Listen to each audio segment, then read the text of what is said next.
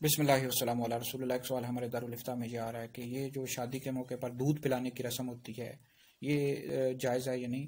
تو دودھ پلانا تو فی نفس ہی جائز ہے، لیکن اس میں ایک بات یہ بھی یاد رکھنی چاہیے کہ جب دودھ دولہے کو پلایا جاتا ہے تو اس کی یعنی سالیاں آ جاتی ہیں یا غیر محرم لڑکیاں آ جاتی ہیں، وہ اس کے ساتھ پھر مذاق کرتے ہیں، اور یہ تو جائز نہیں ہے، یہ درستی نہیں ہے، ظاہر بات ہے غیر محرم ہے، اور ان کا اس طرح دولہے کے پاس آنا اور مذاق اور یہ کرنا یہ سب جائز نہیں ہے، ٹھیک ہے۔ باقی دودھ پلانا درست ہے۔ اور پھر جو پیسے لیے جاتے ہیں اس میں دو صورتیں ہیں۔